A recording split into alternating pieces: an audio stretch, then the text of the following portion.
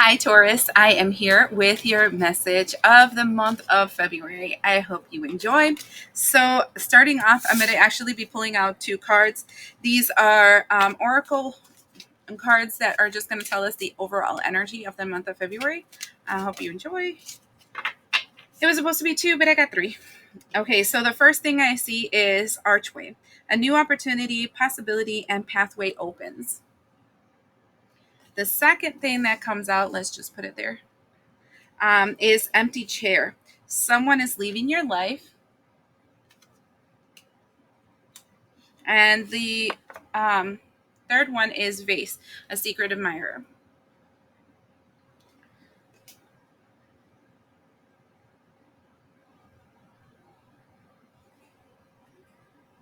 That's interesting because someone's leaving your life, but then the person that's leaving your life is a secret admirer, which makes me kind of feel like um, a secret is going to be revealed in which opens up an opportunity for you moving forward, Taurus.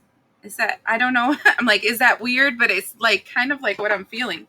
Okay, so there's three aspects in the month of February that we're going to be looking into. One is the new moon, one is the full moon, and one is the Mars retrograde in Cancer. Now, Mars retrograde in Cancer started on January 6th, but it will be influencing almost the entire month of February because it's going to be going till February 23rd. This retrograde creates a situation where there is a desire for action, but the emotions are so stirred up that it kind of freezes you. You kind of feel impotent or unable to react or move forward. So for that card, how is that going to be influencing your month of February?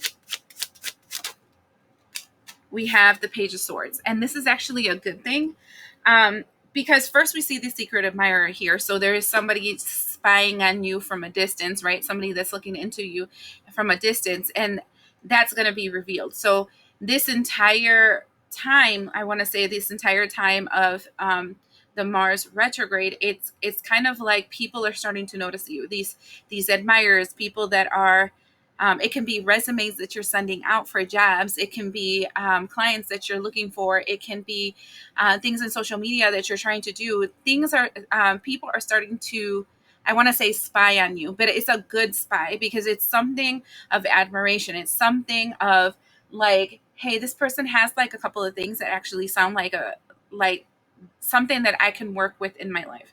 Okay, so what this time is doing, even though you feel impotent and you're not able to do much and you feel like you're doing a lot but you're not doing much, that energy is the one where you're actually it's because there's a lot of things percolating in the background is what I'm feeling, right? So even though there's nothing coming out from you, there's things happening in the background that you're not aware of that is affecting your month of February. And I think it's actually affected all the way your month of January also. The second thing that we're going to be talking about is the full moon in the sign of Leo that will be the February 12th. Now, the interesting thing about that is that usually the energy of Leo, it gives us that, like, it activates our ego, so we become strong, we become confident, we're sure of ourselves, we want to move forward. And my chest is starting to hurt right now. I don't know if this is important for somebody, but I think somebody should go to see a doctor or take care of their heart space. There's tightness in the heart space for somebody. So but the problem is that first we have the Mars retrograde, and Mars retrograde in Cancer is Mars is fire and Leo is fire. So it's just amplifying more that desire of wanting to do something, but not being able to do it, feeling impotent or unable to move forward in something. And something might be because of health, just because my heart hurts right now. But also there's a square in Mercury in Uranus during that time. So it's kind of like unable to communicate relationship, I wanted to say. So that's interesting for somebody. This has to be about wanting to start a relationship, something that's linked to your heart, but unable to communicate that or fix that relationship or something. But for other people, it can be something where you have an idea, you have an ambition, you want to do something, but everything kind of stays the same. The lingo stays the same. The people aren't open to new perspectives. It's kind of like hurry up and wait, right? Where there's a full tank of gas in the car, but there's no wheels on the car, so you can't move forward. That's what this full moon feels like. But how is it going to affect you, Taurus? Now we get two cards. Sorry, my nose is starting to run all of a sudden. The first thing is Five of Wands, which is what I'm telling you. It feels like conflict.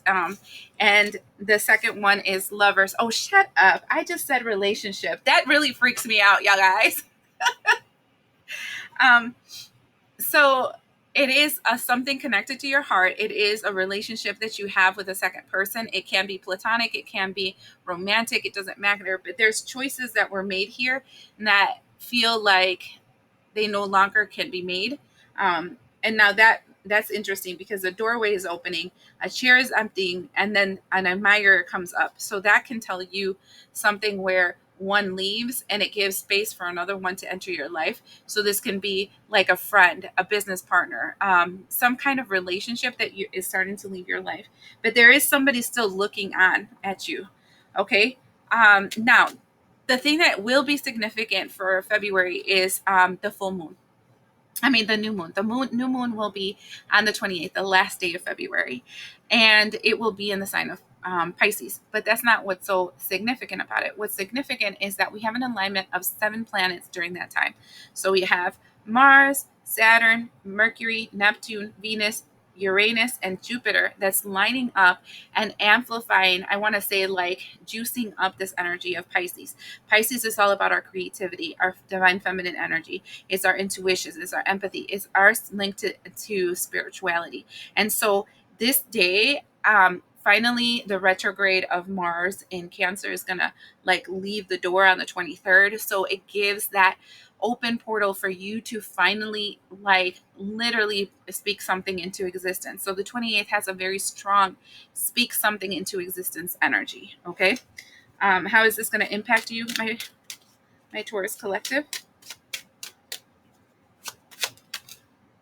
Shut up. Temperance. So being temperance here, that means that you're going to finally be able to alchemize something. You're going to finally be able to change a bad situation into a good one. It's an opportunity, which is the archway energy, an opportunity for change, where these old relationships, these old patterns, these old things that have been getting us stuck are finally going to leave our lives. And then we give room for this secret admirer energy that we're allowing something new to enter in our lives for our greatest good and divine purpose. So it feels like for you Tauruses, it's going to be the same shit every single day until the end of February. So March looks like it might be more of a positive, impactful month for you in this year. Now, this is not surprising because if you guys are seeing the astrology of readings that I've been doing, January and February just really sucked in astrology. It feels like a tug of war of your past and your future. Like something, though your body is starting to move into a higher dimension, your mind is still stuck in the past. And so it's kind of like I want to say internal, external tug of war. And then in moving in this new direction, you're finally being able to set yourself free. But it's not until March, it seems like. Okay. Now, what you're seeing clearly, Eight of Coins. Eight of Coins is literally saying, I have to do the work. I'm hearing that in my head. So you're just going to have to continue doing the grunt work. Keep going. Even though it's kind of like I'm hearing the little engine that could. I think I can. I think I can. I think I can. I think I can. So it's just kind of like that energy the entire month of February. So you're right in thinking it's just another month I'm going to have to be putting up with shit and dealing with the stuff that I don't want to deal with, but I have to move on from this. What you don't see correctly, Three of Coins. What you don't see correctly is the people that you're collaborating and working with. See, so since we're seeing this conflict with the Lovers and we're seeing the empty chair, I feel like there's this energy around you that you're collaborating with. Like it can be still talking to a specific friend, still engaging in the same spiritual community, still going to the same bars. It doesn't matter how your life is, but it's like you're still continuing in the same, I want to say, pool. And you need to get out of that pool, and you're not seeing them correctly for what they are. It's like you see them as a friend when they are really a foe. And it reminds me of a book called The Leap. And the picture on the outside of the book is a fish in a fish tank.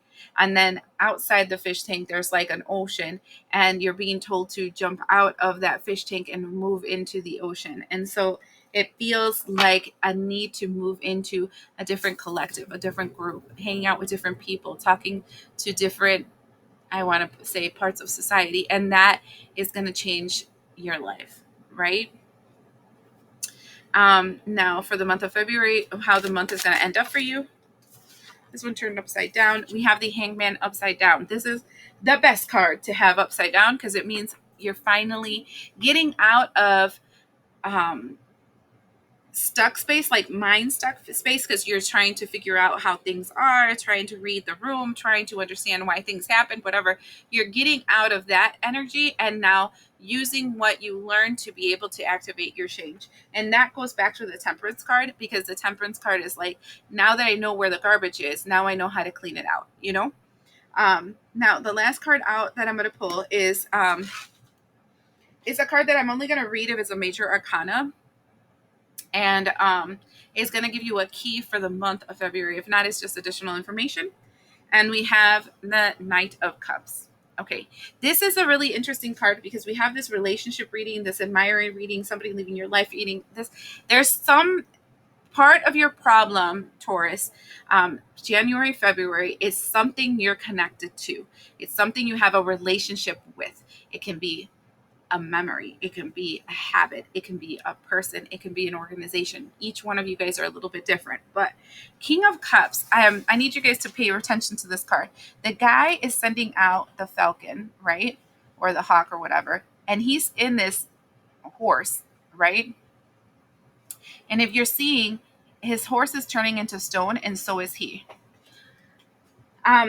For me, particularly, the Knight of Cups for me is, I call them the hummingbirds, right? The ones that go from flower to flower to flower, the next best thing. These are people that will only be with you as long as they see a profit or benefit. And as soon as that is gone, they are gone, right? And they will go for the next best thing.